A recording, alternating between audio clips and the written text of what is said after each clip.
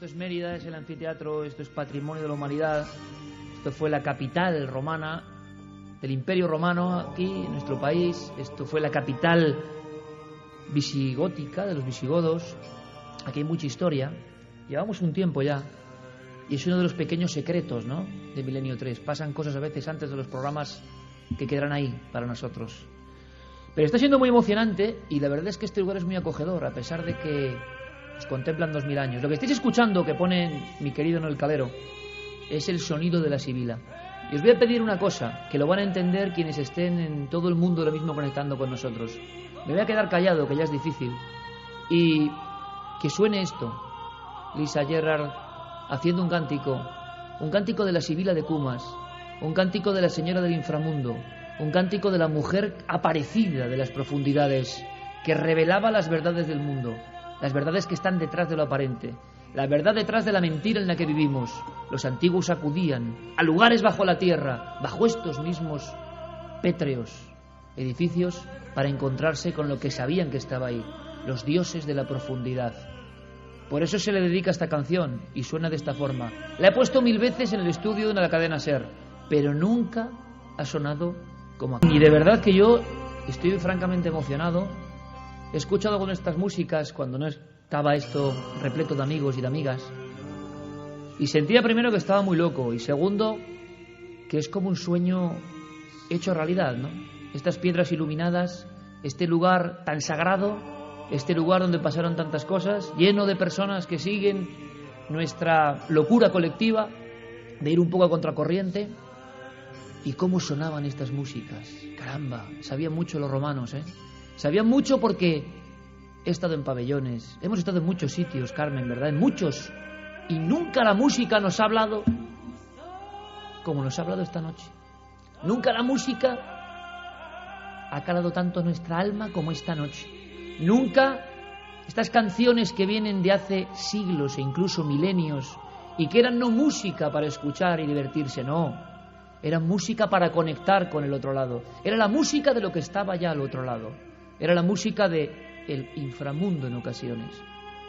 Cuando hemos hecho el ensalmo mágico de poner estas músicas que estoy seguro, me cortaría un brazo, jamás han escuchado aquí, yo he notado que había un embrujo, que había algo. Yo espero que lo sintáis. Había algo rodeándonos. Había algo que es la piedra que habla. Había algo que es la noche. No hay techo hoy. Esto que estamos emitiendo surge hacia las estrellas. Es un canto a lo antiguo y un canto a lo moderno. Un canto al futuro. Yo creo que es apasionante.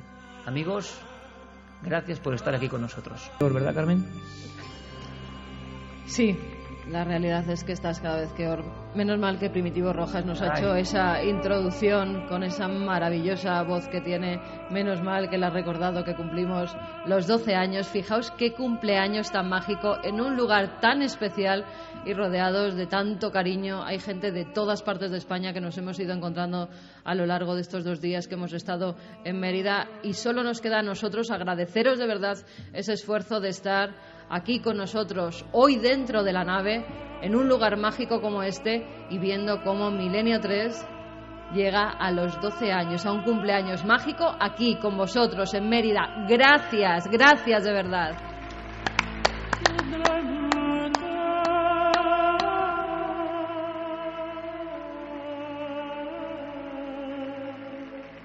Ahora está sonando Yulunga, que es una música que se hizo para conectar de verdad con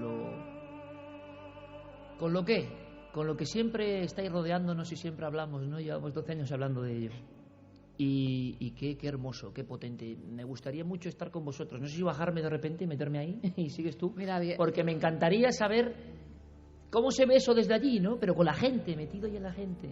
Ya, yo cuando cuando estaban todavía preparando un poco, nos hemos subido además a la zona de las gradas más altas porque se ve muy bien, y decía, qué envidia me dais lo que esta noche podéis estar ahí viendo el programa, escuchando las historias que ahora mismo vamos a empezar a contar, historias algunas que nos van a llevar a lugares remotos, otras que muchos habéis transitado por carreteras de la propia Extremadura, con fantasmas, con aparecidos, con leyendas.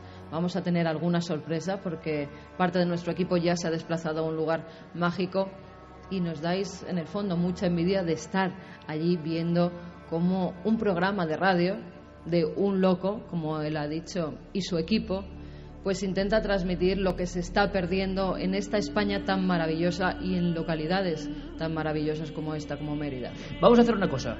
Abrimos ya líneas de contacto. Qué conexión, ¿no? Hablar de líneas de contacto, ver los móviles que resplandecen en la oscuridad, iluminando piedra que ha visto tanta sangre, tanta gloria también, tanta expectación. Bueno, pues las abrimos porque ahora mismo hay gente de los 5 continentes que quieren estar también aquí con nosotros, ¿no? Claro que sí, líneas abiertas como siempre a través del correo electrónico milenio3@cadenaser.com, y en las redes sociales nos tienen que buscar en Nave del Misterio.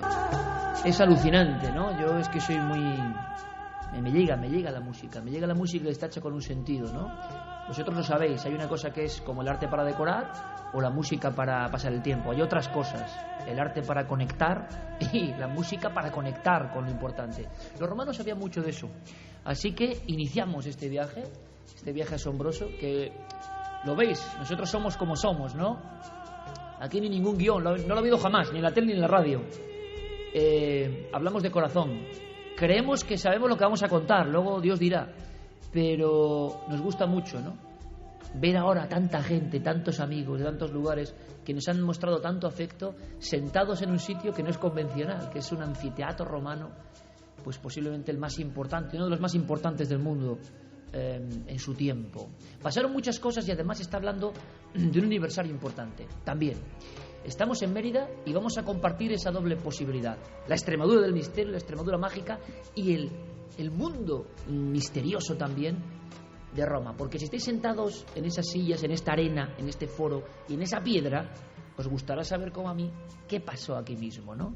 Yo os pido un aplauso grande, de verdad, para un hombre que, yo lo digo siempre, mi palabra favorita es enteos, entusiasmo, cerca de Dios. Cada uno ponga el Dios que quiera, cerca de lo que es superior a nosotros, cerca de lo innombrable, cerca de lo luminoso, cerca de algo que nos conecta con lo más hermoso que tenemos. La gente entusiasta, me da igual su profesión, es maravillosa. Siempre tiene deseo de más, siempre quiere agradar, siempre quiere investigar, siempre quiere explorar. Y no estoy hablando de que seamos nosotros, ¿no? Aquí, que no, vosotros, cuando hacéis 600 kilómetros para venir aquí, vosotros con la moto desde Barcelona, vosotros desde Zaragoza, vosotros desde Cádiz, vosotros desde aquí mismo. Todo eso es entusiasmo. Y cuando el entusiasmo se junta, ocurren cosas siempre maravillosas. Estamos bendecidos, creo, para mucho tiempo después de lo que está pasando aquí a nivel de energía, ¿no? Pues un hombre que tiene energía, un hombre que seguramente sea el crítico televisivo, porque es del mundo de la televisión también, aunque él es un formidable escritor, más reputado, más prestigioso, una figura de referencia en la vanguardia. No sabéis lo que Víctor Amela ha hecho para estar esta noche aquí. Él tenía que estar en Tarragona, otro lugar con reminiscencias romanas.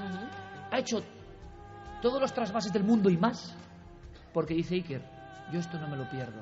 Él se ha convertido en un explorador de la Roma del misterio, de la Roma de los fantasmas, de la Roma de la maldición, de la Roma que no se conoce.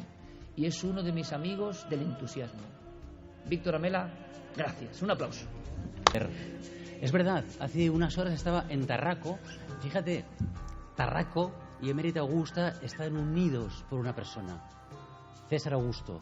Ese hombre, que fue sin duda el hombre más poderoso del mundo y quizá de la historia, fue el que distinguió con los títulos de ciudad tanto a Tarraco, que fue capital del mundo romano durante 2 años, como a Emérita Augusta, de manera que están hermanadas por ese hombre, Augusto.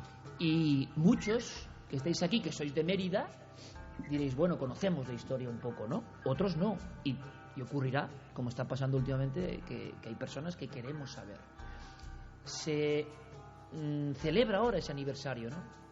Son 2000 años, Víctor. El día 19 de este próximo mes de agosto se cumplirán justo 2000 años de Augusto, ese hombre que da nombre al mes, a agosto. Esto no es publicidad, ¿eh? Pero como Víctor es mi amigo y yo soy su fan, este libro se llama Amor contra Roma, y es que hay que ayudar a la gente que lo hace con pasión y con entusiasmo. Y Víctor es como siempre, se mete a investigar una novela. ¿Y qué nos ocurre a los que escribimos? Yo escribía, vamos. Que de repente te empiezas a enamorar de los temas, o no, y empiezas a tirar del hilo y dices, caramba, y luego resulta que sabes más que muchos de los especialistas, porque te has metido en eso. Y Víctor me decía, Iker, estoy descubriendo unas cosas. Por ejemplo, Víctor, esta noche hemos tenido aquí, aunque solo lo han disfrutado las personas, los 1000 y pico amigos estamos aquí, de gladiadores, personas que representan de nuevo lo que pudo ser aquello durante 400 años. Vale, pues la magia, la invocación, la superstición, las tablillas de maldición, de mal de ojo, existían ya con estos juegos. Absolutamente. Fíjate, aquí cabían 15.000 personas, es impresionante, ¿no? Las pasiones encontradas, porque claro, cada una de esas personas tenía sus favoritos y quería que ganaran, y algunas de ellos recurrían a brujas, a personas que dominaban los hechizos y, por ejemplo, hacían una tablilla de fictio, una tablilla de maldición, y llegaban incluso a enterrarlas en la arena en ciertos lugares para dañar al gladiador. Pero los gladiadores que sabían esto se protegían a su vez con amuletos, o sea que era una guerra mágica sobre la arena constante, una guerra mágica de maldiciones y de contramaldiciones, una lucha continua. Claro, aquí se disputaban la vida y la muerte, ¿no? Pero también mucho dinero, porque apostaban cada uno de ellos por uno de esos gladiadores. Fíjate, hoy estábamos en el Museo de Mérida, que yo estoy seguro que muchos de los viajeros del milenio, que yo siempre lo digo, qué bonito es, ¿no?, acudir a una ciudad que uno no conoce. El argumento es Milenio 3, pero al final es lo de menos, porque al final te puedes quedar unas horas y conocer cosas que no conocías, que forman parte de tu conocimiento, repito, no para abrumar a nadie, para tu propio conocimiento, para saber un poco más de la vida, de este misterio de la vida, ¿no? Estábamos, Víctor, en el museo. Don Agustín nos ha hecho una increíble visita express por el museo, ¿verdad? Y de repente había una placa y yo digo, esto me suena. Eran nombres, ¿no? Os imaginéis la lápida de una tumba y de repente, que eso a mí me impacta, ¿no? Un nombre borrado, a conciencia. Otro hombre, un varón, borrado. Y yo he dicho, esto me suena al mundo funerario de los egipcios, de faraones malditos. Esto ocurría, porque Roma, tenemos la imagen, Víctor, de nos ha legado la urbe, nos ha legado las leyes, nos ha legado un mundo racional, exacto. Pero detrás hay todo un mundo de superstición constante. Esto a lo que tú aludes se llamaba la damnatio memoriae, es decir, borrar la memoria de una persona que por algún motivo ha caído en desgracia de los que mandan, de los que tienen poder. Quieren borrar sus efigies, sus bustos, el nombre de las epigrafías y de documentos, la memoria de esa persona como si jamás hubiera existido, ¿no? Y quien fue un maestro en esta cuestión fue Augusto. Él lo hacía. Augusto se preocupó de que alguna persona quedara borrada de la historia. Por ejemplo, Julio Antonio. Julio Antonio, hijo de Marco Antonio, el máximo rival que tuvo jamás Augusto, fue criado por él. Pero cuando era un adulto fuerte, bronceado, guapo, un gran auriga en el circo de Roma, se convirtió en amante de su hija. Y eso él no lo soportó. Hizo que se suicidase. Y después borró todo rastro de su nombre, de su memoria, de los documentos. Afortunadamente ha quedado algún vestigio y por eso hoy podemos hablar de él. Pero si hubiera sido por Augusto, no podríamos ni siquiera recordarle.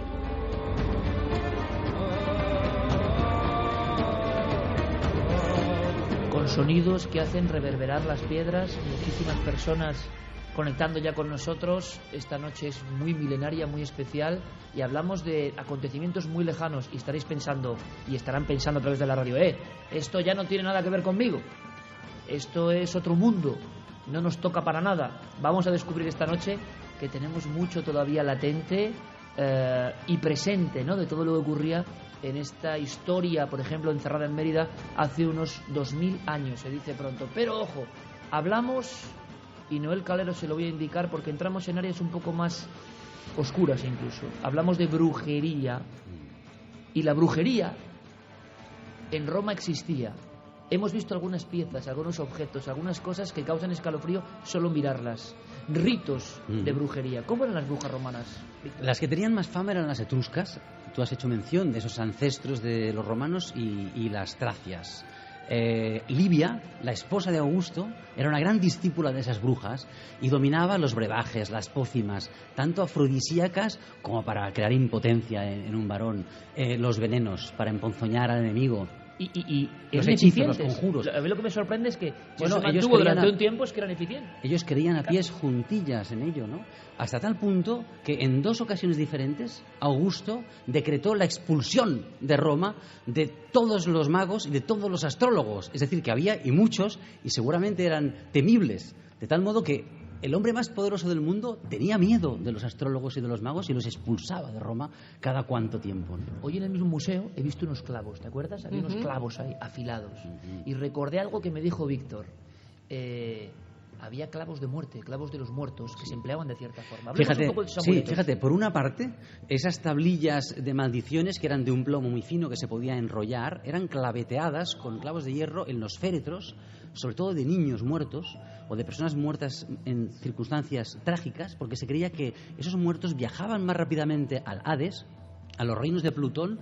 También a veces se echaban esas tablillas en los pozos porque se creía que las corrientes subterráneas de agua conducían eso al Hades y por tanto se le podía invocar para hacer mal y daño a alguien, pero a la vez también ellos creían, los romanos, que extrayendo el clavo de un ataúd y clavándolo en la jamba de una puerta, eso te protegía de los malos espíritus. O sea, un mismo objeto que maldecía podía proteger en un sentido inverso. Te protegía de los malos espíritus porque supongo que los reconocían y se daban la vuelta, ¿no?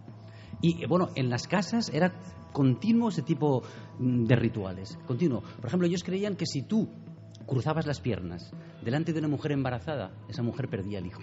O sea, cosas tan simples del día a día como esta. Pero luego tenían amuletos en contra de eso, para ¿no? protegerse. Para protegerse. Claro. Hemos visto también en el museo cómo había amuletos fálicos que llevaban para la fertilidad, cómo había una especie de muñequitas pequeñas, algunas hechas en hueso, que también las solían tener las mujeres en sus habitaciones para ayudar a tener una hijos. Magia doméstica o apotropaica, es decir, protectora de la casa.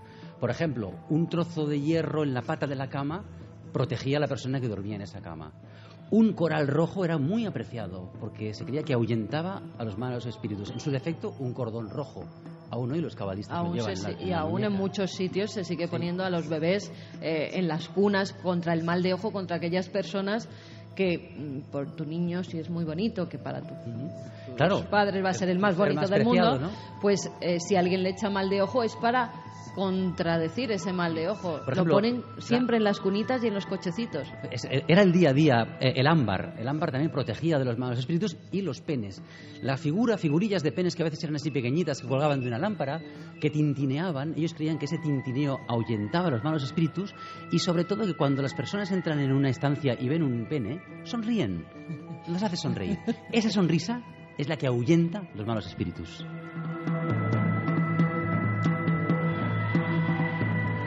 Estamos ya metidos, ¿verdad? No sé si lo sentís en la Roma mágica, en la Roma que, como todo en el tiempo, no sabemos lo que es el tiempo, ni el espacio, ni la historia, igual sigue ahí, igual sigue de alguna forma. Es más, para muchos sigue ahí. Y hay conexiones, ¿no? Los fantasmas de Roma. Algunos les llamaban larvas. Yo decía, ¿por qué? Voy a aprenderlo esta noche. ¿Por qué ese nombre? Larvas. Los fantasmas de infantes, fantasmas de niños que se aparecían. Una constante. Y en lo que contaba Víctor Amela, pues varias ideas rápidas que no nos son tan lejanas. De repente Carmen cuenta, y nos ha ocurrido, lacitos rojos que se ponen para quitar el mal. Y tú lo sabes muy bien, Víctor, en un lugar mágico y tenebroso español, Santuario de la Balma, los demonios se quitaban con esos lazos rojos quitando de los dedos. Hay toda una serie de cosas que sabemos más o menos de dónde vienen. Muchas vienen de Roma. Y Roma las aprendió de otros lugares. Vamos a hacer una cosa, a la 1:52 minutos, que yo creo que puede ser muy interesante. En algún lugar de esta ciudad, están dos amigos, Víctor, con los que vamos a seguir hablando de la Roma misteriosa, que sigue presente, no es nada antiguo. Javier Pérez Campos, compañero, buenas noches. Hola, Iker, muy buenas noches. Vamos a ver si nos llega la conexión. Javier Pérez Campos. Secuestrado los espíritus. Hola, buenas noches. No llevaba el clavo. Javier. Hola, buenas noches. Te escuchamos perfectamente aquí en el anfiteatro. ¿Dónde estás, compañero? Bueno, pues estamos en un lugar impresionante, bastante cerca de vosotros, pero sin embargo parece un sitio completamente opuesto en el que estáis, por la tranquilidad, por la calma, por la soledad.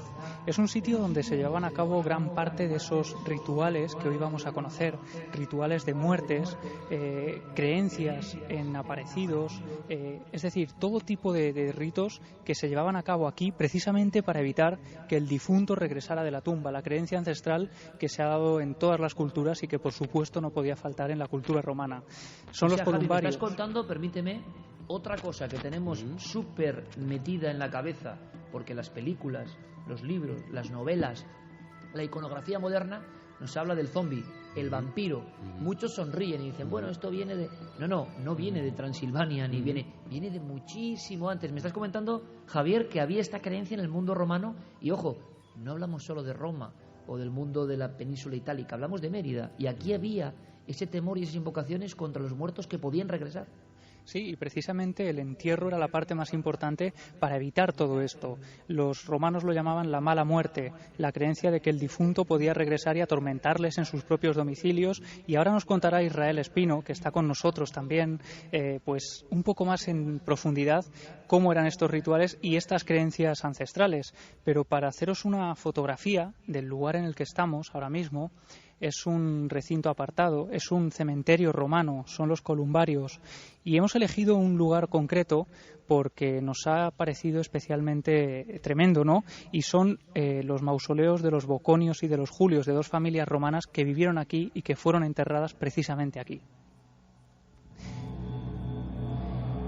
Pues estamos ya en ese mundo. Israel Espino es una de las grandes divulgadoras de la Extremadura mágica, y yo creo que ha cogido el testigo de una forma maravillosa, y que a través de su blog sobre la Extremadura misteriosa, la Extremadura sobrenatural, la Extremadura desde luego no convencional, está haciendo una labor maravillosa a través del diario Hoy también, difundiendo, ¿no?, toda una serie de contenidos que yo conozco solo una parte, porque yo, cuando era mucho más joven, me pateé mucho estas tierras, ¿verdad? Nos hemos pateado mucho estas tierras, sí. Y igual luego contamos anécdotas, ¿no? Tras el misterio más profundo. Luego os hablaremos, que igual tiene relación, Víctor, no lo sé, os hablaremos de dos arquetipos muy importantes, que en Extremadura, que yo creo que es una tierra que queremos mucho, que ha mantenido el concepto, lo digo en el buen sentido, agreste, algunas tradiciones y alguna conexión, ¿no?, con lo profundo de la madre tierra. Y entonces algunas cosas que en otros lugares de España se han olvidado más, aquí se han mantenido como en un légamo especial. Y hay dos arquetipos de aparecidos que luego vendrán aquí investigadores extremeños a contarnos. El hombre, la figura delgada, la figura casi cadavérica, oscura, que me ha recordado, por ejemplo, cuando aparecía aquí el Caronte, lo que hemos vivido antes, el encapuchado, o a veces con un sombrero incluso. ¿Por qué ocurre eso? Y luego la niña vestida con un traje que parece antiguo, fantasmas de niños, y que en Extremadura tenemos unos casos espectaculares. Israel, compañera, muchas gracias por estar con nosotros. Muy buenas noches, Israel. Sí, que gracias a vosotros por venir a mi tierra y por venir a mi ciudad. Estamos encantados, nos hemos recibido con un cariño increíble, tú lo has vivido con nosotros, gracias. Ayer visitamos contigo algunas partes de la Extremadura mágica, más o menos hasta de la Mérida mágica, perdón, a estas horas, y me está hablando Javi de los rituales para la mala muerte. Quiero saber algo más esta noche.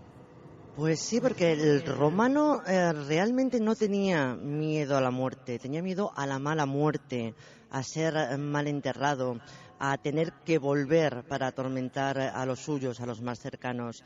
El romano, una vez, bueno, incluso antes de morir, ya comenzaba una serie de rituales que hacían que ese camino hacia el más allá fuese más fácil. Por ejemplo, estos rituales cambiaron evidentemente a lo largo del imperio, pero por ejemplo uno de ellos era cuando el romano estaba ya agonizando, todavía no había muerto, se le ponía en contacto con la tierra, con la madre tierra, se le ponía en contacto con el suelo para que esta tierra le acogiese. Si este acto tú no lo cumplías, por ejemplo, aquellos que eran ejecutados, aquellos que eran ahorcados, no llegaban a tocar el suelo, estaban condenados a aparecerse más tarde, como bien decías tú, como larvas, como lémures, como fantasmas. Permíteme, Israel, sí. Es decir, estamos viendo la imagen de un ajusticiado. Aquí, en este foro donde estamos, en este anfiteatro, nos contaba ayer Miguel Alba, el arqueólogo que ha estado con nosotros, que había cientos en ocasiones de ajusticiamientos, que en ocasiones había cosas tan tremendas, Víctor, y me he quedado impresionado, como se dejaban una serie de armas, una serie de gladiadores, o los propios ajusticiados con una serie de armas solo para algunos, para que ajusticiasen al resto, en una especie de sálvese quien pueda, y la gente en estas mismas gradas viéndolo. O sea, aterrador, terrible, ¿no? Pero me estás contando que encima la mala muerte era, si tú no tocabas tierra, permanecías en esa especie de limbo, Israel. Ajá. También si eras ajusticiado, aunque fuese de otra manera, como tú bien decías, si morías antes de tiempo, de ahí también el miedo al fantasma de los niños. Los niños eran personas que no habían llegado a concluir su vida, entonces se convertían en espíritus iracundos que vagaban pidiendo justicia por no haber vivido lo suficiente. Tenían, no solamente era miedo a esos niños, sino también a los rituales. En el funeral de un niño había gente que aprovechaba para en ese ritual hacer una serie de actos para cargar contra sus enemigos. Se utilizaba la muerte de los niños para cargar contra los enemigos. Entonces, esa figura de ese niño, que efectivamente 2000 años más tarde todavía sigue vagando por algunos rincones de nuestra tierra, daba y da todavía bastante temor a los que vivían y a los que vivimos ahora. Tengo entendido que efectivamente la negromancia, la necromancia era tan común en Roma que se intentaban robar pues restos de uñas, de pelos, de huesos, de cadáveres para sortilegios. De tal modo que una manera de evitar eso era quemar a los cuerpos y las cenizas, rociarlas con vino, apagar de ese modo las brasas y evitar que el espíritu de ese muerto volviese a hacer daño. ¿Estoy en lo cierto? Israel, ¿conocéis algún dato de ese nivel?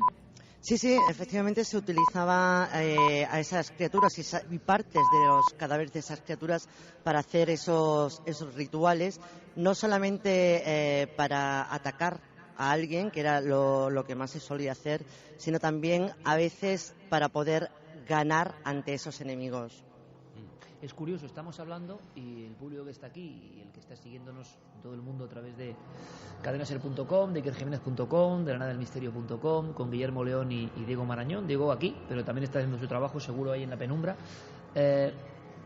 Todo lo que estamos viendo ahora, de uñas, pelos, atadillos con cabello, todo esto del mal de ojo, la hechicería, que cuidado, con la crisis además, ha aumentado exponencialmente en España.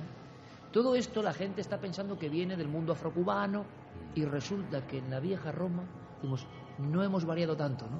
Ocurría exactamente lo mismo. ¿Sabes lo que era muy cotizado? La sangre de gladiador muerto. Había un mercado de esa sangre, sí, para o protegerse o perjudicar a alguien. ¿Cómo sabes tantas cosas, Víctor? Porque me he documentado mucho para Amor contra Roma. Y la sangre de gladiador muerto, por todo lo que concentraba esa sangre, era especialmente valiosa y cotizada en ese submundo de sortilegios, hechizos y conjuros de Roma. Ahora te voy a preguntar, Víctor, por esa especie, y yo creo que vamos a vivirlo, casi de manual de cómo se maldecía. Las tablillas, los elementos concretos y, ojo, mirad al cielo esta noche en Mérida, porque el cielo traía profecía, traía presagio, había que saber leerlo. Os ha pasado y a mí me ha pasado. La gente aún, algunos, saben leer el cielo. Yo ya no tengo ni idea. Y los pájaros. Y si los pasaba pájaros. un pájaro cuando estaban contemplando la noche y sus plumas eran negras, traía la muerte. Alguien iba a morir al día siguiente y siempre se cumplía. Y hay más, que tiene que ver con los hombres más poderosos del mundo. Por ejemplo, aquí imaginaros mirando este cielo que lo tenemos como sombrero esta noche tan especial. Este cielo dibujó muchas cosas y vamos a contarlo también. Pero, si os parece, creo, Israel, que tenemos una pequeña sorpresa, aunque sea como una ráfaga. Le voy a pedir a Noel que incluso quitemos cualquier sonido, porque aquí en Mérida, y esto me parece fascinante, y me parece que es una forma de aproximarse a la historia con sentimiento, ¿no? Había unos ritos, Israel, que eran el funeral. Y tú me decías, aún hay gente que ha aprendido los viejos ritos, y si me dejas que, aunque sea una ráfaga en tu programa desde el anfiteatro, para toda esta gente suenen esos ritos, esos lamentos, la gente va a sentir el sobrecogimiento de hace 2000 años. ¿Es posible, Israel? Efectivamente, durante el funus, el funeral romano, había unas mujeres que eran las plañideras. Todavía quedan restos en algunos pueblos extremeños a día de hoy. Bueno, pues hay una gente estupenda de la ciudad que bajo la batuta de una arqueóloga excepcional, Pilar Caldera, han recuperado ese canto, esa naenia, que es como se llamaba, y han vuelto a ponerla en pie y han vuelto a representarla, y escucharlas desde aquí, desde estos columbarios, va a ser impresionante. ¿Qué podemos, en un flash, Israel, antes de escuchar esos sonidos con los que viajaremos a otro lugar, ¿Por qué hacían eso? Plañidera se nos ha quedado. Víctor ha sentido. Nosotros hemos conocido ese tipo de rito en la España de hoy. Así como si íbamos a la alberca en Salamanca y la mujer de la campanilla de muertos sigue saliendo algunas noches para hablar de las ánimas. ¿Por qué se hacía esto? ¿Eran unos llantos para acompañar el alma del difunto? Para acompañar, para despedir, era una parte más de los ritos funerarios junto por ejemplo, a la unción del cuerpo con aceites, con perfumes. Ese acompañamiento hasta el más allá se le llamaba también durante varias veces a lo largo del camino para comprobar que realmente esa persona estaba muerta, y ese llanto, ese dolor que tenían que mostrar siempre era demostrarle a ese difunto que podía irse tranquilo, que aquí se le quería y que no hacía falta tampoco que volviese. O sea, que había un auténtico mapa del más allá, cosa que hemos perdido. O sea, todas las culturas antiguas tenían su modo de viajar al otro lado. Digamos nosotros que somos los más listos del mundo, ya no sabemos nada. El umbral de la oscuridad es total. Y Víctor, si la próxima novela es anterior, Egipto o prehistoria, te vas a encontrar con lo mismo. Hemos perdido cualquier tipo de regla. Quedan algunos lugares remotos donde ante crímenes terribles hay algunas mujeres enlutadas que siguen llorando para que el espíritu no se quede allí. Como lo en Perú. vimos en Perú con los pistacos, con esos cuerpos de pobres personas que iban solos por las selvas peruanas, los cogían unos desalmados y directamente los desgrasaban cabeza abajo, mientras plañideras de allí rezaban para que ese espíritu no se quedara en las chozas, donde poco a poco, y gracias a velas que iban poniendo alrededor, a grandes cirios, esos cuerpos, la grasa la iban perdiendo, y con esa grasa hacían también todo tipo de rituales. Y las plañideras, como sabían que era un crimen,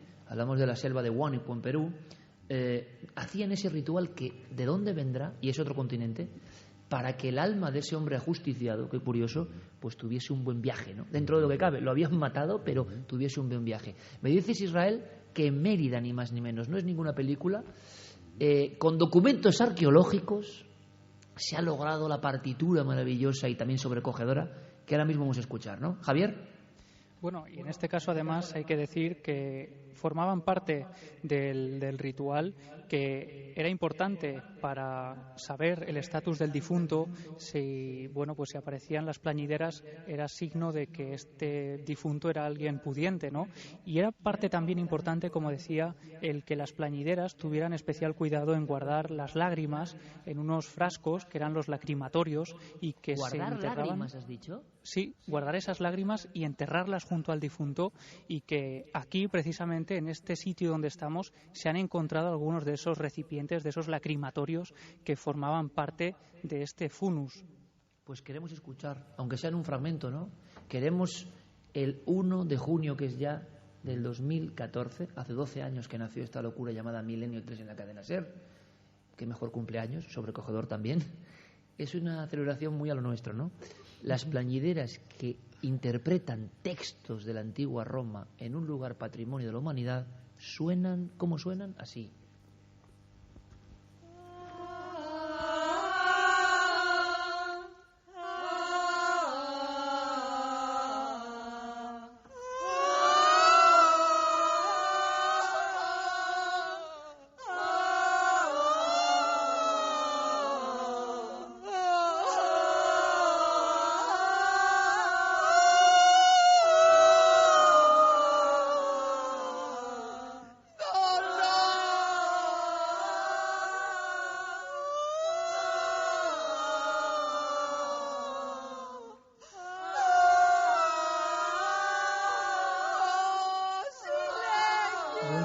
Esto era una forma de visualizar, ¿eh?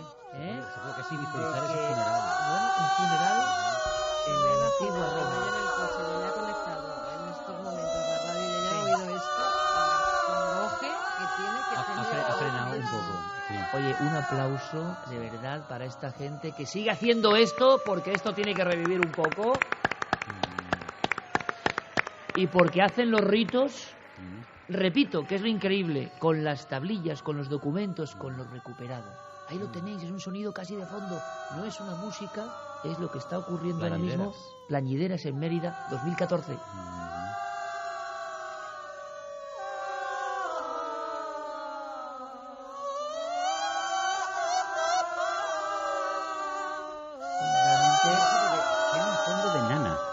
como que si quisiera acunar al espíritu del muerto para que se vaya tranquilo, ¿no? Y es que vamos a hablar de eso. Yo prefiero que no me acunen, por ahora. Bueno, no, desde luego que es...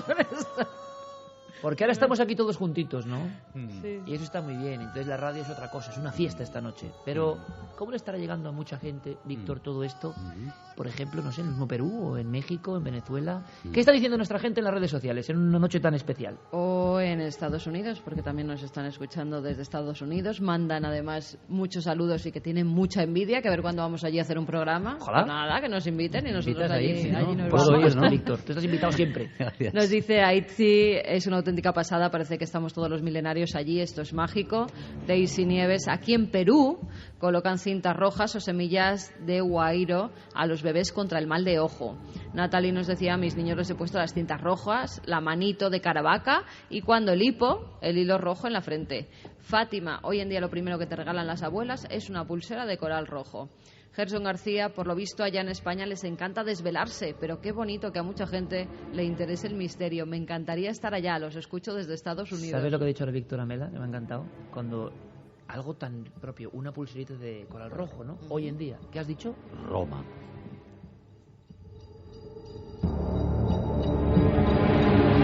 Y es que está ahí presente en todo, ¿no? Y cosas que tenemos hoy, casi como valorios, le damos relativa, vienen de todo esto. Dos signos que hoy hacemos y que eran protectores en Roma. Lo de ¿Eso Bárcenas. era un signo? Sí, sí. Protector. Esto protegía de los malos espíritus. Ojo, ¿eh? Y este, Pues por la calle nos van a ir sí. haciendo. Y este otro, la higa, La higa. que simboliza Claro, la vulva femenina, también era protector. Tanto el uno como el otro. Vamos a aprender cosas. Más mensajes. Más cosas. Miguel Pérez nos dice, en el Teatro de Mérida se derramó mucha sangre y además los luchadores eran muy creyentes. Seguro que allí habrá algo interesante.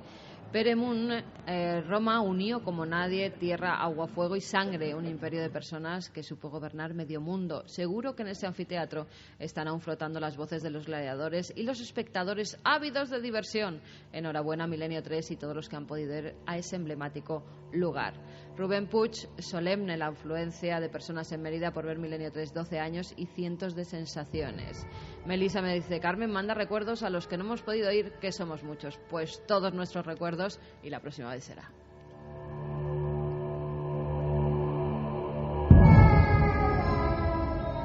Voces de niño, que Noel a veces pone de forma un poco maquiavélica y cuando estamos contando algunas cosas, porque ese arquetipo, decíamos, del niño que se aparece siempre ha estado ahí, la magia contra los niños. Le preguntamos a Víctor Amela, autor de Amor contra Roma.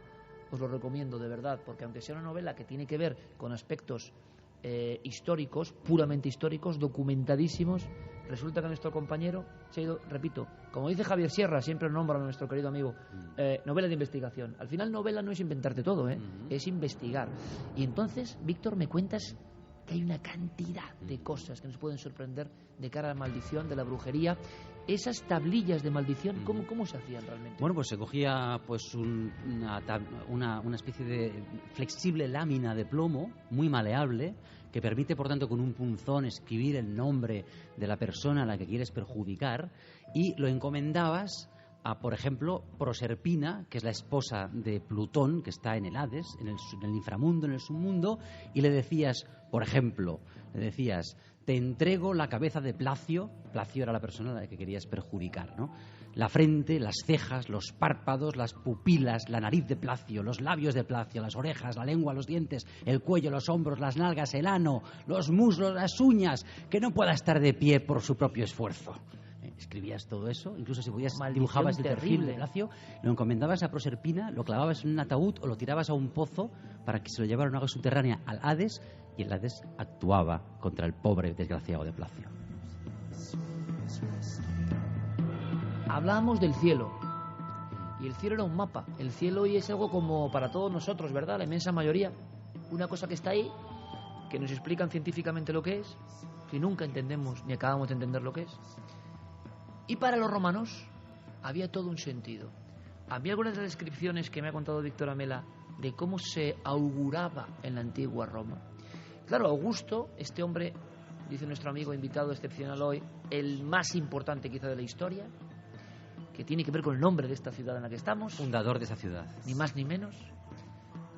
Él tenía mucho miedo y respeto porque creía lo que ocurría. Y aparece la figura del augur.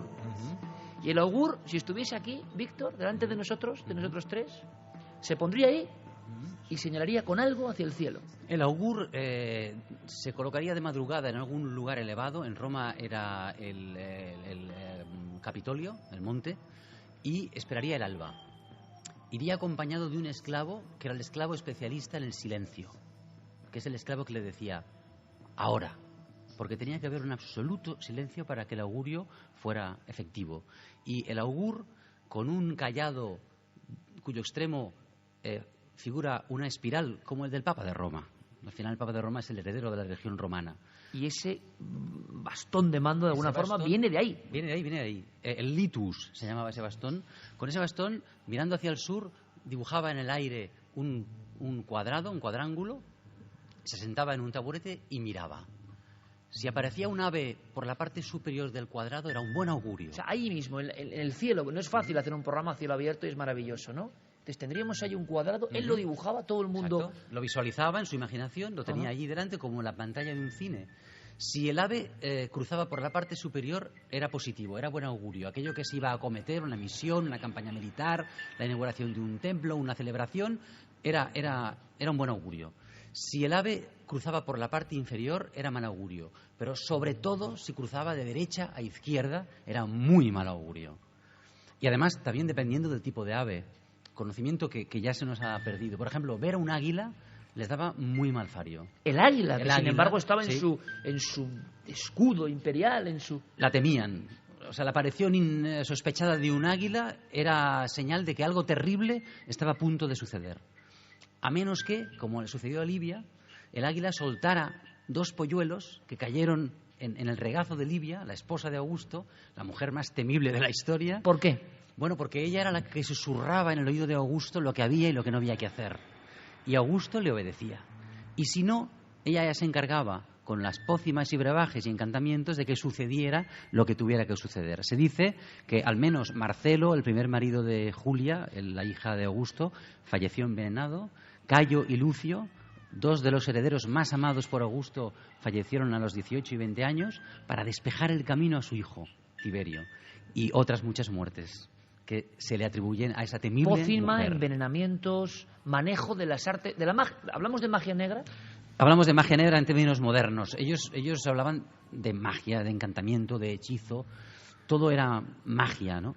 Excepto la religión romana. La religión romana eran los augures y los arúspices, esos hombres que escrutaban las vísceras del carnero sacrificado, del buey sacrificado, en particular del hígado, y en función de cómo fuera la forma, el color, dictaminaban que se podía acometer esa misión o aconsejaban mejor no hacerlo, pues que los augurios eran adversos. El hígado era un oráculo. Creían que el hígado concentraba todo lo más fuerte, denso del ser humano. Bien.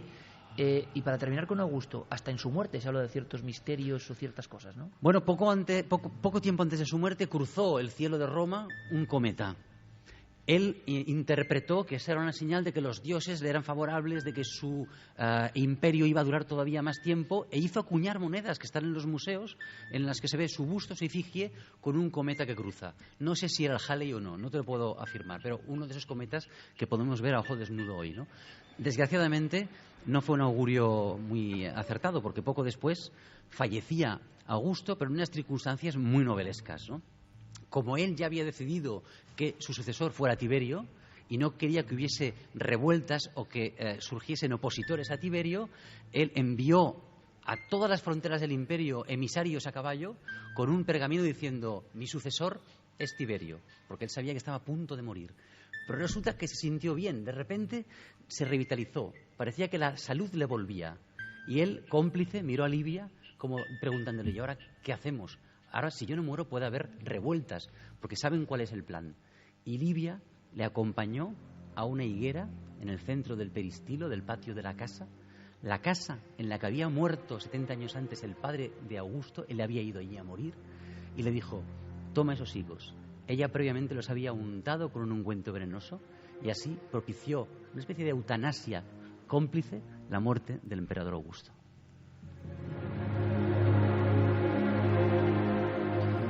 Esta escena impresionante, contada por Víctor Amela, sobre el hombre más importante, o más que importante, poderoso quizá de la historia, y que tiene que ver con el lugar donde esta noche celebramos nuestro 12º aniversario. Pero vamos a hablar de fantasmas.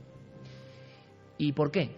Una de las historias más conocidas de fantasmas, que da origen a el término casi fantasma y que sigue estando en nuestro inconsciente colectivo. O sea, leemos una buena historia de fantasmas, nos cuentan un relato de alguien que ha querido ver un fantasma, y si está bien contado o creemos en lo que está contándonos esa persona, algo se enciende en nosotros, algo que es el misterio, lo no explicado. Creemos que es posible. Es increíble, no es racional, es ilógico. Pero ¿y si fuera verdad?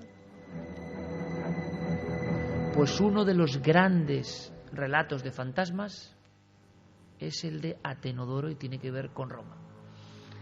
Lo cuenta Plinio, el joven, en uno de sus libros, en las cartas en las que hace un relato de cómo Atenodoro de Tarso, de algún modo, llega a una casa en Atenas. Esa casa ya tenía cierta fama porque, al parecer, empezaban por las noches a escucharse unos ruidos de cadenas.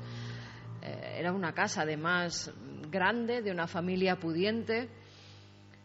No solamente las cadenas alteraban la vida nocturna de esa familia, sino que algunos empezaron a ver sombras. Esas sombras poco a poco se fueron convirtiendo en un anciano que se presentaba con unos grilletes que eran los que hacían ese ruido de cadenas por las noches, con unas manos huesudas, con una gran barba blanca. Hasta tal punto asustó a la familia que muchos se enfermaron, incluso murieron por el susto que tenían a esa aparición. Abandonaron la casa y, como toda la localidad conocía lo que pasaba en ella, nadie quería habitar en esas paredes, hasta que llegó Atenodoro a vivir a Atenas. Vio que estaba muy barata, como hay... O sea, la eterna historia de la casa ahora, demasiado barata y que luego tiene sorpresa. Como sigue ocurriendo hoy en día, pues ocurría también allí.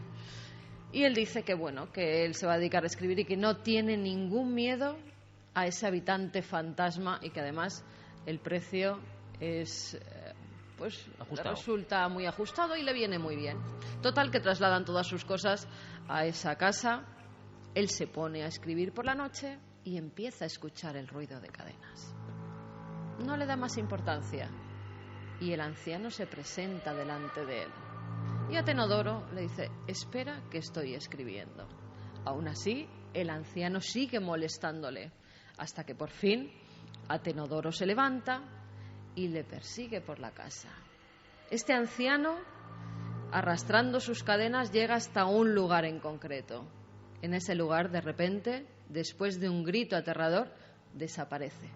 Al día siguiente, Atenodoro llama a las fuerzas del orden para que acudan a ese domicilio y les dice que tienen que cavar allí. Cuando cavan, hay un cadáver de un hombre con los grilletes puestos. Le dan entierro y el fantasma nunca más volvió a aparecer.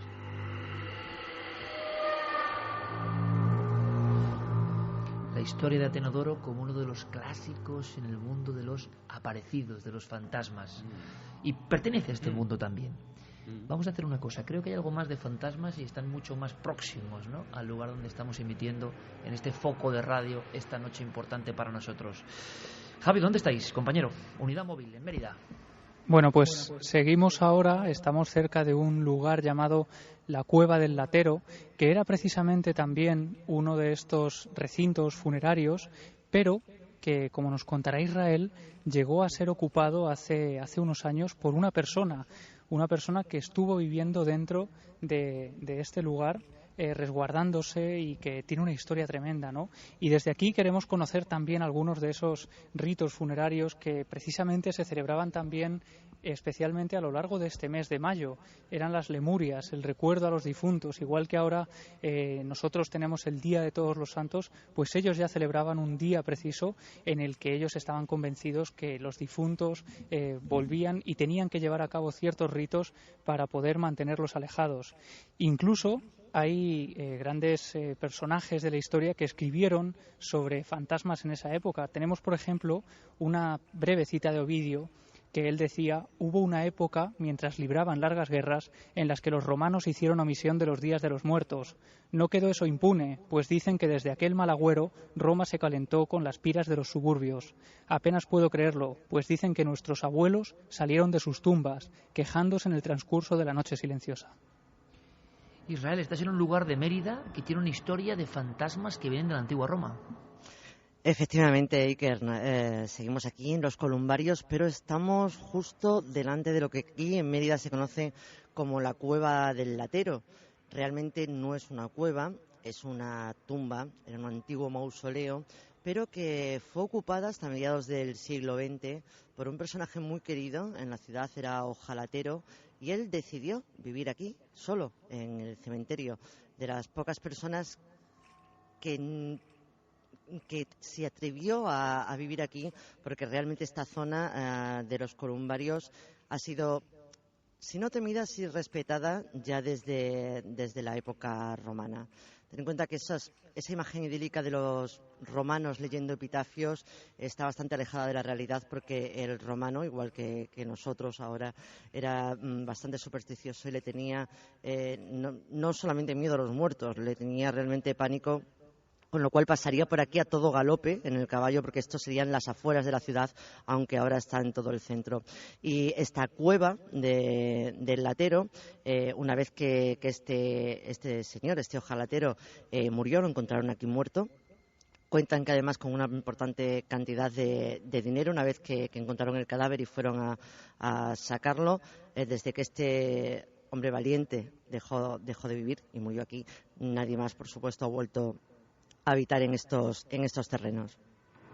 Y él creía, o se habló incluso de apariciones en el lugar. Sí, realmente este lugar es uno de los sitios, de los enclaves mágicos de Mérida. No es raro, tampoco teniendo en cuenta todas las tumbas, todos los fallecidos que ha habido aquí. Hay mucha gente que es más sensible que otras, que simplemente con entrar aquí en la zona de los Columbarios ya se sobrecoge. De hecho, ocurrió una cosa curiosa, además yo fui testigo. La primera vez que se representaba este funus, este funeral del que estuvimos hablando, lo hicieron estupendamente para terminar justo aquí en los Columbarios, y justo en el momento en el que se iba a incinerar el cadáver, estalló de repente una tormenta bestial que empapó a todos los asistentes. Parecía realmente que los dioses no querían que se celebrase un funeral falso en este sitio que tantos muertos ha acogido. Israel, ¿qué son, muy brevemente, por favor, las larvas? A Pues nivel las larvas del mundo del fantasma en Roma. Sí, a ver, como os decía antes, claro, el momento que tú tienes una mala muerte, corres el riesgo de convertirte en larva o en lémur. El lémur era el difunto, los lémures eran los difuntos, el espíritu del difunto, lo que diríamos ahora los fantasmas, que vuelven para pedir algo a sus familias, normalmente un enterramiento en condiciones. Y las larvas, sin embargo, que muchas veces se les confunde, las larvas son esos genios pero que nunca han estado encarnados, nunca han tenido un cuerpo mortal, y que se metían normalmente en los cuerpos de las personas, lo que llamaríamos ahora una posesión, que ya existía en época romana. Eso serían las larvas. En época romana había posesiones, efectivamente, ¿creían en ello? Sí. Estaban convencidos que había unos espíritus que vagaban, que eran muy peligrosos, porque además estaban también bastante enfadados siempre, pero no eran los espíritus de los muertos, nunca habían estado encarnados, estaban en otra dimensión, digamos, y podían acechar, y acechaban de hecho a los vivos. ¿Has sabido tú algo más, Víctor, del mundo de los aparecidos en Roma? Ya no la ritual, ya no la magia, ya no la brujería, sino esos que vuelven, como contaba Carmen, la historia increíble del esclavo de Atenodoro. Fíjate, ahora estábamos hablando y todo el tiempo estoy viendo aquí este insecto, ¿lo ves? Lo veo. Si nosotros fuéramos romanos, no dudaríamos de que está intentando decirnos algo, de que es alguien, alguna presencia que está aquí compartiendo con nosotros. Claro, yo pienso que es Augusto, pero bueno, yo porque estoy obsesionado con la novela. Pero sí, yo sé que Augusto está mirándonos, no lo dudéis. Augusto está vigilándonos. Esta es su ciudad, está pendiente. Yo no tengo ninguna duda. Para él será algo interesante lo que está ocurriendo hoy, ¿no? Seguro. Dicen, estos locos 2000 años después, ¿qué están haciendo? ¿Qué hacen conmigo, no? ¿Qué hacen con mi figura? Pero me ha gustado mucho la cita de Ovidio. Ovidio era un poeta para mí de los más insignes de la historia. 2000 años después aún le leemos y es vigente. Fue el hombre a quien más temió Augusto. Temió a un poeta, porque el poeta dominaba la palabra. Y la palabra era canto, pero a la vez era encantamiento. Era hechizo, era verso y era conjuro. Y Augusto temía a los poetas, ¿no? este poeta Ovidio, como otros de su época, tenía trato continuado con brujas. Era lo más normal, estaba moviéndose en ese mismo terreno fronterizo, liminar del otro mundo, ¿no? Esa lógica que hoy tenemos no existía entonces. Claro, el otro mundo estaba ahí. Estaba ahí, y los poetas y los brujos son los que tenían relación. Los poetas y los profetas. Fíjate que poeta y profeta al final es casi la misma palabra. Hay una palabra, bate, que es a la vez polisémica, de poeta y de profeta. Hay un texto de Ovidio en el que él habla de una bruja llamada Dipsa, que es amiga suya, con la que él trata. Dice: esta mujer es capaz con sus canciones, con sus cantos, con sus versos, con sus conjuros, de amontonar las nubes en el cielo. Lo que ha contado ahora Israel que sucedió ese día, esa tempestad. Esa mujer es capaz de que las aguas remonten el curso de los ríos hasta las fuentes, hacerlas ir al contrario de lo natural. Esa mujer es capaz de hacer que el cerco de la luna se ensangrente, la luna roja, que aún hoy pensamos que nos va a traer recientemente mal fario, ¿no? Y que he visto yo, dice Ovidio, y me estremece, he visto yo con mis ojos destilar gotas de sangre de los astros, ¿no? Oye, Bueno, Víctor, pues, ¿y qué en ese quiere ambiente decir? estamos. Porque a mí me ha mosqueado un poco esto. Y recibía un mensaje: acabamos de ver una lechuza sobrevolando en la noche del 12 aniversario mientras os escuchamos desde el anfiteatro en Milenio 3. ¿Qué significa la O sea, ahora lechuza? mismo por las cabezas de los espectadores ha pasado Ahora. una Mucho lechuza. cuidado. Para los romanos, el búho, y creo que también la lechuza, era una señal de mal augurio. Espero que no, Víctor, espero que no, por Dios. Lo siento. Cuidado. Nos han escrito contando eso. Sí, Personas Adriana que están ahí. Vicente nos ha mandado un mail diciéndonos eso, que están aquí en el anfiteatro y que por sus cabezas ha sobrevolado Pues no tengo duda, es Livia. una lechuza. Es la esposa de Augusto. Tenedle miedo a Livia. Decía A ver lo Víctor que cenáis cuando llegáis a casa. decía Lo que os dé Víctor, vuestra sí. mujer, cuidadito. que un insecto podía ser la reencarnación, como tengo yo Pues aquí. tú tienes una aquí bien Sí, gorda. pero es Claro. amigo. Bueno. Un insecto podía ser... Ahora hacemos así, no pam, pero cuidado, Sí. con las tradiciones muy animistas de que ese podía ser, con otro karma, digamos, alguien. Vamos a presentar a alguien con un karma muy especial. Nosotros seguimos hablando de nuestros temas, Víctor. Me alegro mucho de que estés con nosotros en esta especie de extrañísima invocación. Todo bueno, evidentemente. Pero si hay alguien que tiene un karma muy especial en este programa, que hoy cumple 12 años, es una persona que yo le dije: la conspiración siempre va a estar aquí. La visión no solo de lo sobrenatural, de la historia, de la arqueología, de todo lo que llevamos ya, porque llevamos ya con vosotros pues prácticamente 2 horas,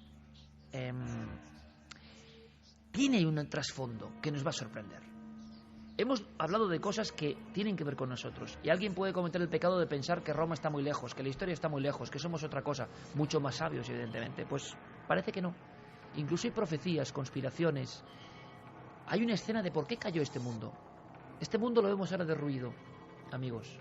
Este mundo lo vemos como ruina, que está siendo pacientemente reconstruida, aunque a mí me encanta que no sea reconstruida, porque tiene la fuerza del original. ¿Por qué? Si este mundo era tan importante, si este mundo llegó a cotas de tecnología, de sabiduría, de raciocinio, ¿qué pasó? Hay muchas personas y muchos expertos en el mundo que unen el final del Imperio Romano con lo que está pasando ahora mismo en nuestro mundo occidental. También cabe la conspiración esta noche. Y si hablamos de conspiración, hablamos de la persona que inauguró el término, que suministró al periodismo del misterio del que somos hijos ese concepto cuando casi nadie creía en él. Le conozco hace 20 años y le tengo por uno de mis amigos de referencia, de los que aprendo noche a noche. Quiero un aplauso para él. Su nombre, Santiago Camacho.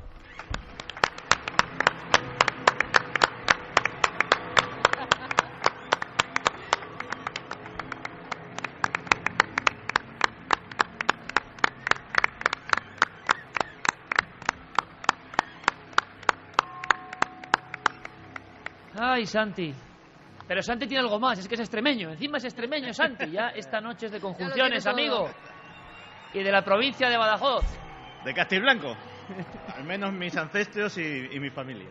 Hay que tener cuidado que se viene arriba, ¿eh? Se viene arriba. De hecho, ya me ha salido un poco el acento. Sí, me he dado cuenta. Digo, vamos a ir con la bandera extremeña aquí. ¡Viva Castilblanco, han dicho! ¿Eh?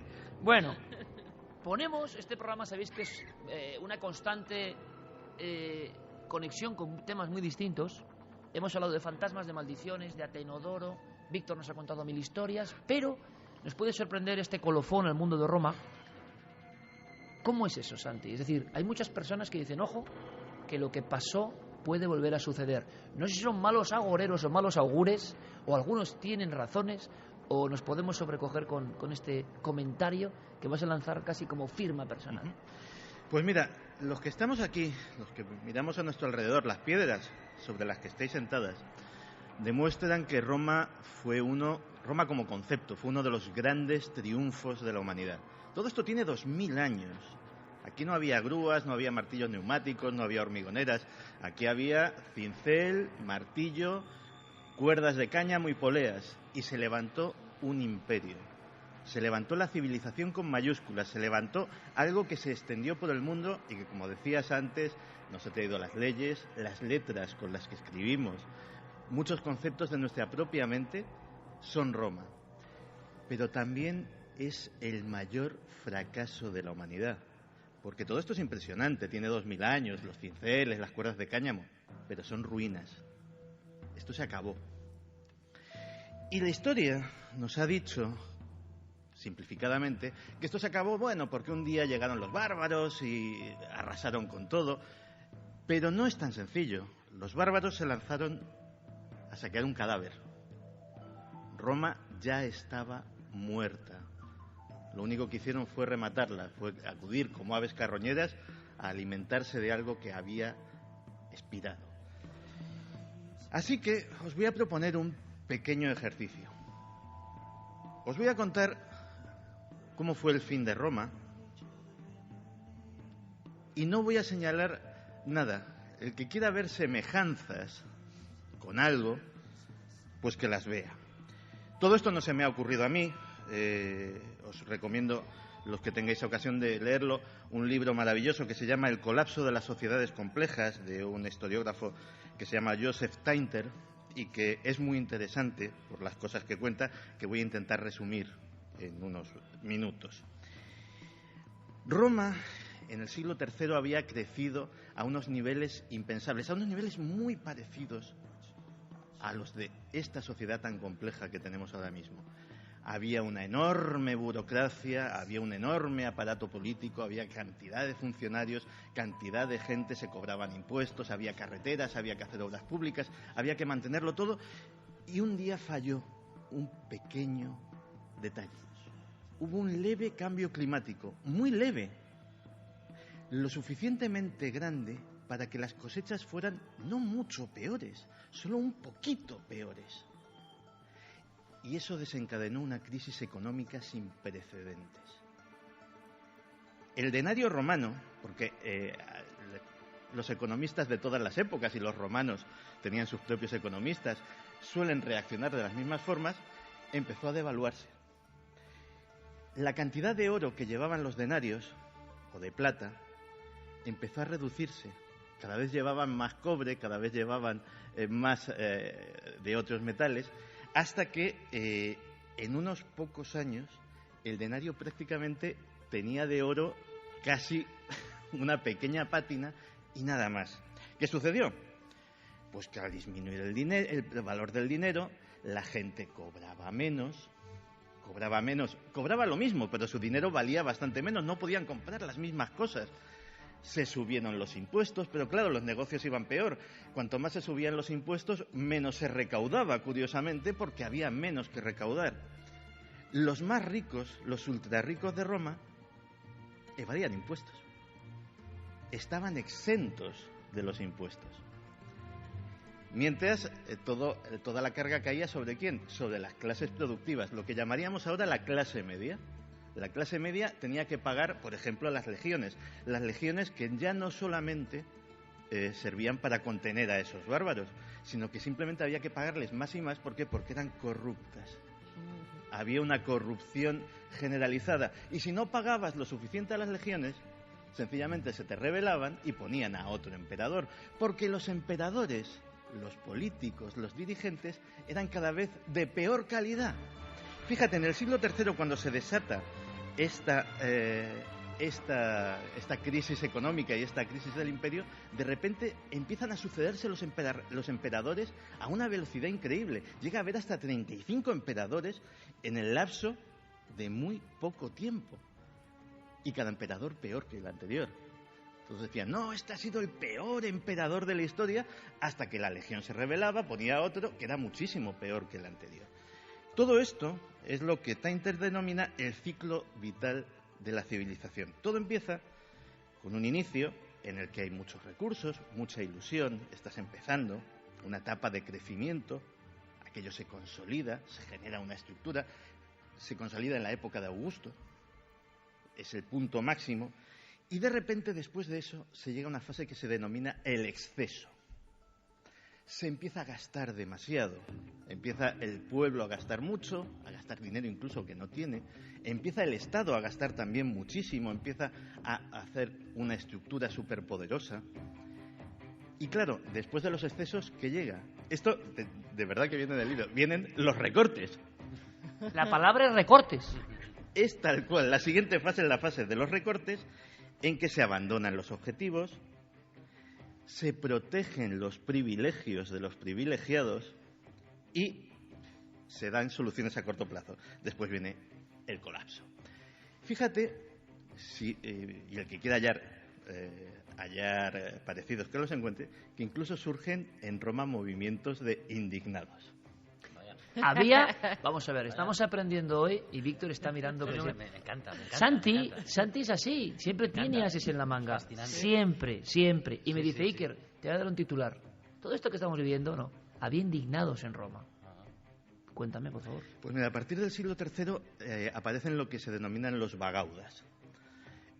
Sobre todo en Hispania y en Galia, hay gente que se empieza a hartar, sobre todo campesinos, gente que ha abandonado las ciudades, pequeños, lo que denominaríamos pequeños comerciantes, pequeños empresarios, gente que ve que el desgobierno ha llegado. No son nacionalistas, no son gente que se rebele porque quieran una Hispania independiente o una Galia independiente. No, se rebelan contra la sinrazón del gobierno.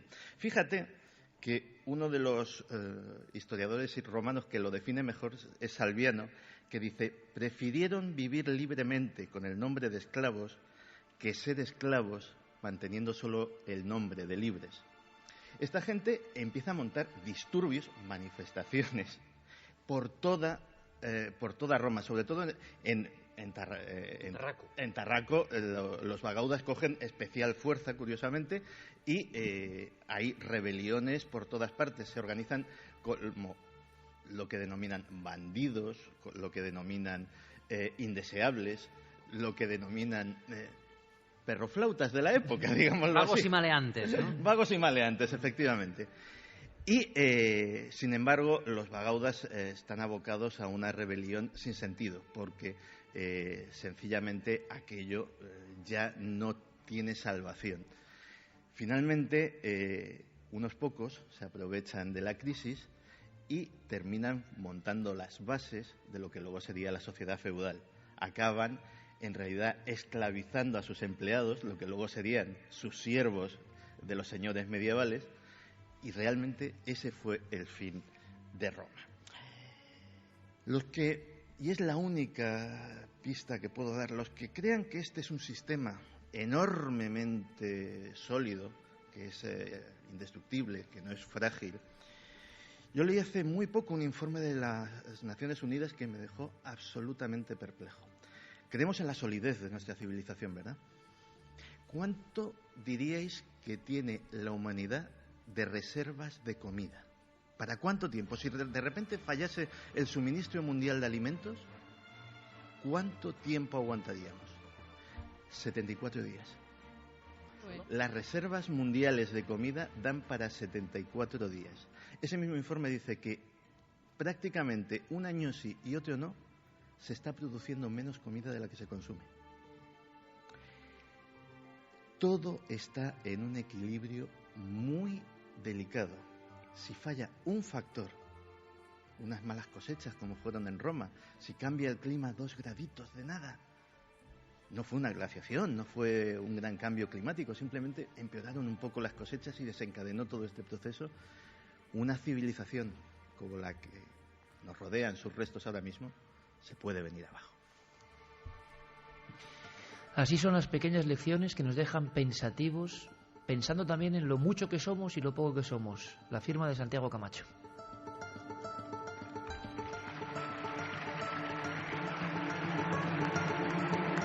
Dan ganas de llenar la nevera al congelador.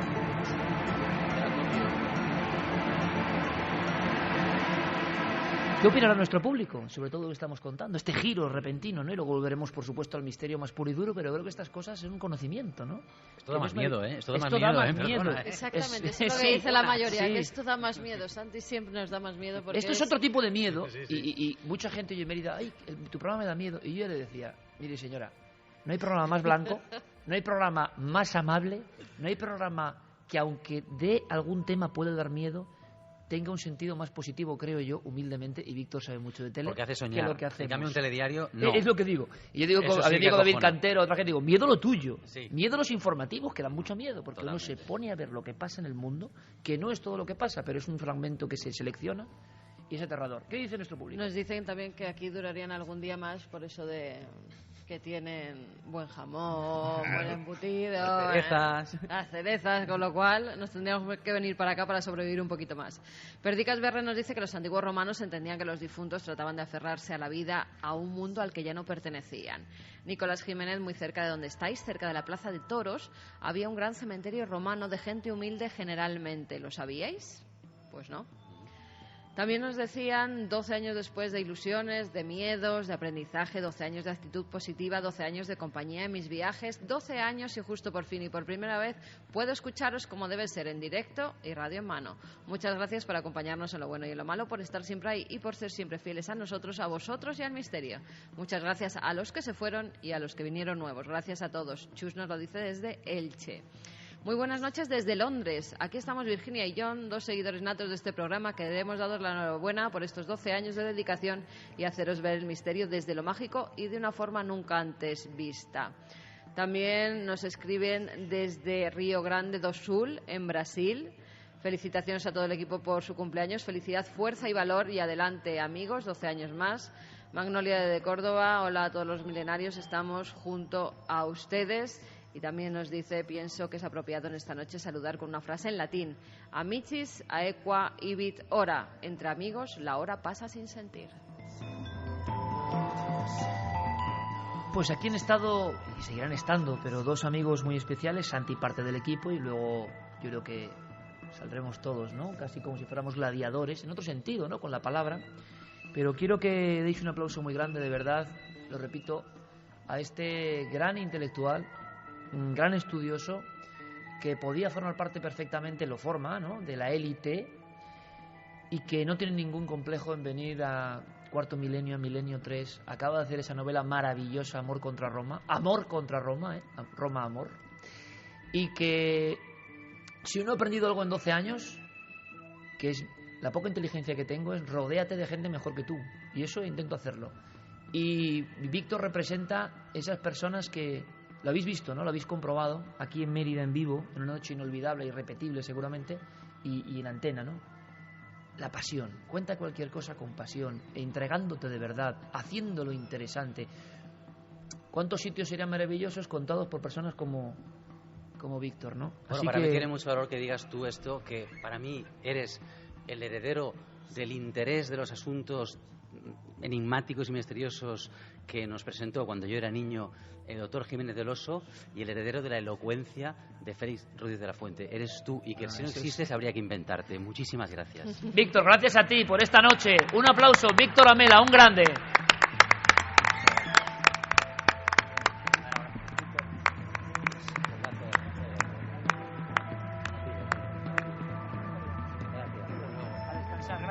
Gracias.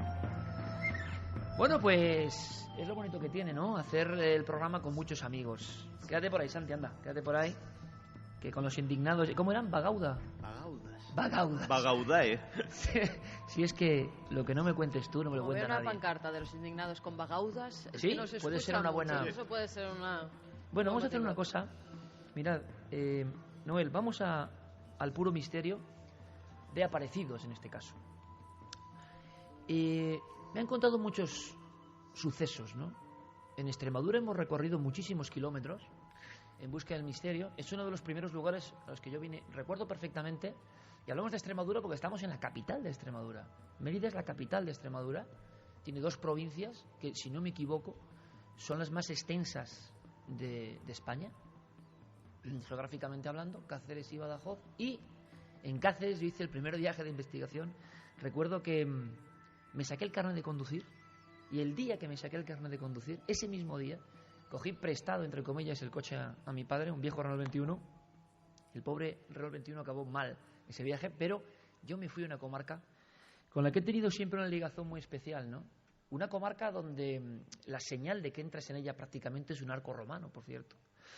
Son mis queridas Urdes, donde he vivido muchas historias y donde comprobé muy bien que la tradición seguía firme y que la gente me hablaba con los ojos llorosos y muchas veces con un miedo todavía ahí de los aparecidos. Y me hablaban de nombres que yo jamás había escuchado antes y que para mí fueron como una revelación. Animales de los que hablaban, ¿no? El tarantanchuela, el lucero, y luego seres de la noche, seres extraños, pero se hablaba de ellos con nombres, apellidos, en el sentido de testigos que los habían visto: el macho lanú, el pájaro de la muerte, el pelo jáncano, la chancaraera, el tío del bronce. Estaría así horas, ¿no? Entonces yo, con un investigador en la época, reuniéndome con los más ancianos, yo tuve la conciencia, amigos, que estáis hoy aquí conmigo, con nosotros, de que era el último que estaba recogiendo un legado que en el tiempo de Twitter, de Internet, de esto mismo, de estas posibilidades, se iría perdiendo. Me he equivocado, porque el legado continúa, y hay personas que siguen, ¿no? Y me contaban historias increíbles, porque no eran mentira, eran historias reales. Quizá esa gente conectada con la naturaleza era capaz de ver cosas que yo no podía ver. Y cuando me encontré con testigos que a pie de carretera me hablaban a esta misma hora, por ejemplo, 2:50 de la madrugada, cerca del pueblo de Carabusino, una carretera, todo es normal. Bueno, normal excepto el paraje impresionante de las Urdes, donde los valles a veces parece que te van a comer como un monstruo prehistórico, ¿no? Y de pronto el coche, los focos, y lo estáis imaginando ya vosotros, iluminan a alguien que espera a un lado. Y ese alguien parece un hombre muy delgado. Y ese alguien parece que lleva un gabán o capa. Y ese alguien es la misma figura que se lleva apareciendo seguramente milenios, pero que hemos dejado de creer en ella, que ya no podemos pensar en estas fantasmagorías. Los romanos sí creían, los etruscos también, los egipcios también, en la prehistoria también. Lo que he dicho antes, caramba, creían todos menos nosotros. Hemos hecho ese corte con la realidad. ¿Será que somos más sabios? Posiblemente, quizá no. Quizá simplemente nos hemos puesto las anteojeras y ya no queremos ver todo eso porque es complicado pensar en eso. Pero yo seguía viajando a las Urdes y seguía entrevistando personas que sabía que me estaban contando una verdad. Y esa verdad, lo que me impresionaba es que se representaba de una forma. Y había 2 formas muy concretas. Esa, el ser famélico, parecía que era el muerto que volvía. Una representación quizá de eso. Y yo me acordé de cómo en Egipto había visto grabados, en los subterráneos de algunos templos de Egipto, yo había visto grabados que eran eso, una sombra perdida. Y preguntábamos al arqueólogo, ¿y esto qué es? Y me respondió con una frase que yo nunca voy a olvidar, ¿no? Cerca ya de la frontera del Sudán, me decía, esto es lo peor que te puede pasar. El Haibit. ¿Qué? El alma en ninguna parte. El alma abandonada. El alma muerta en circunstancias trágicas. El alma que vaga y que es, qué frase, más oscura que la propia noche. Había personas, cuando yo vi por vez primera a la Esfinge, estamos hablando de otro de los grandes imperios del mundo, ¿no? Y me dijeron, a la Esfinge, pero un egipcio de verdad, del barrio de las pirámides, ¿sabes cómo lo llamamos aquí? El padre del miedo. ¿Por qué? Lo entendí aquella noche, cuando vi cómo las sombras daban otro color y otro tono a esa cara que todos habéis visto de la Esfinge. Y dije, ¿será un faraón realmente, como dicen algunos? Porque nadie sabe qué es la Esfinge hoy. Hay teorías más racionales. Hay quien habla de uno de esos seres que no está en ningún lugar. Un ser león con cabeza de hombre. A veces es el hombre con cabeza de león. Es como algo que conecta con lo extraordinario. Y en Extremadura fui acumulando un montón de historias y he querido que esta noche algunos amigos nos cuenten algunas no muy conocidas. Por ejemplo, cerca de Malpartido de Presencia, un día, Carmen, ¿te acuerdas? Nos llaman a la radio. Es una persona angustiada, le acaba de ocurrir. Es hijo de un policía, está yendo con su padre a un barranco. Parece increíble, porque su madre ha estado en un ataque de nervios. Ella trabaja en el hospital provincial y por la carretera ha visto un hombre parado. Un hombre muy alto, un hombre como una sombra, un hombre que cree que está tocado con una especie de sombrero. Pero claro, es una noche de lluvia, puede confundirse, puede ser una alucinación. ¿Qué va a ser si no? Pero entonces ella ve cómo el hombre se tira por el barranco, se lanza hacia la oscuridad absoluta. Es lo mismo que me contaban en Vegas de Coria, ellos no lo sabían, 20 años antes. Una figura ensotanada, una figura flamígera, una figura extraña que se aparecía a mucha gente y que se lanzaba por los barrancos al vacío como si la gravedad no fuese con ella. Ahora, la gente no lo ha olvidado jamás. Yo he entrevistado a muchas personas 20 años después y sigo viendo ese miedo, sigo viendo ese algo que yo tampoco sé qué es, pero sé que no es mentira, que no es fabulación, que no es la simple alucinación. Está hablando de lo mismo. Hay dos conceptos, esa figura y la niña, por desgracia la niña. Porque no hay nada más angustioso que una niña que se aparece, un niño. Nos puede dar miedo, pero es terrible, es triste. Hemos visto que los romanos tenían esas precauciones. Y hay casos, hay historias. Y vamos a contar algunas. Yo quiero presentar a otro miembro de este equipo, de reciente incorporación, pero ¿cómo pasa el tiempo, Santi? Digo, te conozco hace 20 años, a Clara también. Sí. Hace 20 años. Una cosa rara de esta familia es que hace 20 años y de aquí estamos todos juntos. Más Se viejos. incorpora, sí, pero con el mismo entusiasmo. Se incorpora alguien siempre con un pesado archivo debajo del brazo. Es una de las mujeres más valientes que conozco.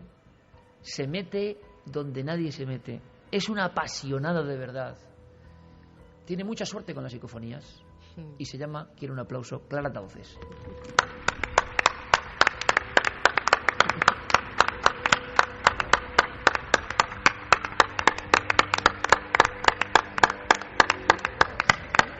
Clara le da cosa esto de los aplausos. Es la primera salida que hace con Milenio 3, ¿no?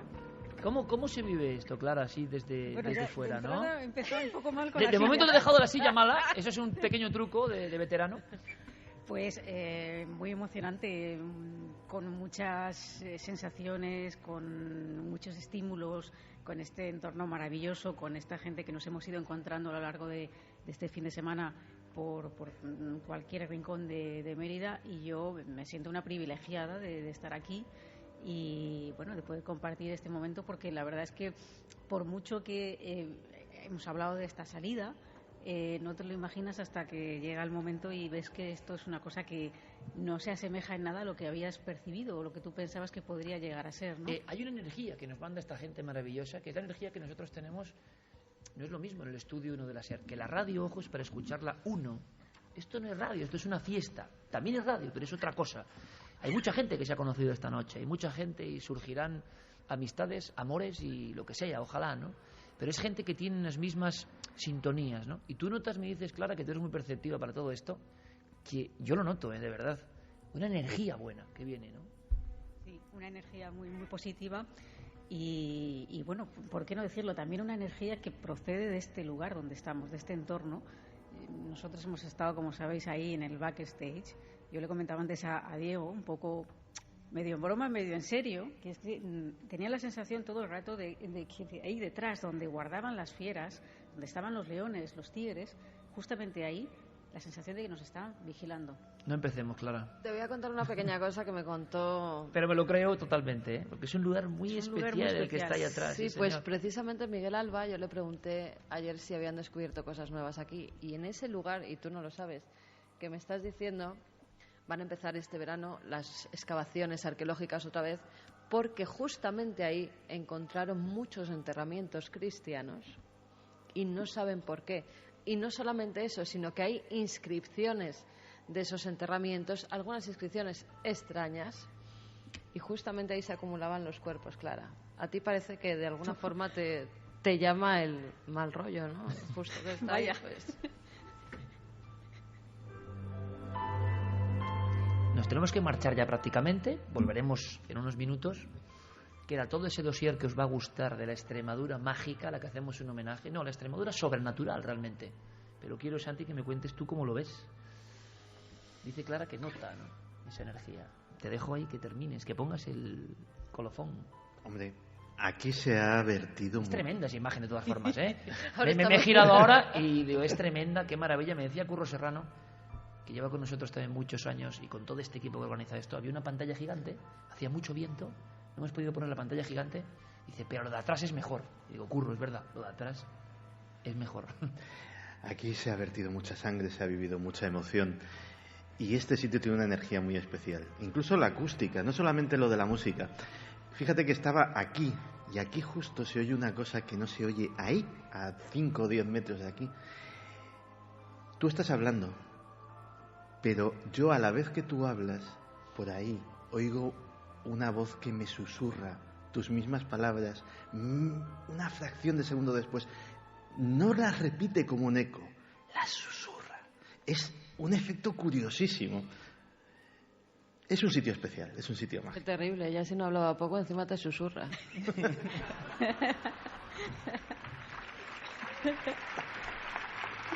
¿Qué he hecho yo? Augusto. Amigos, volvemos enseguida. Hay que estar informados de lo que da miedo de verdad, que son las noticias. Y os prometo una hora de emociones. Gracias por vuestro apoyo, gracias por estar aquí, gracias por la noche mágica.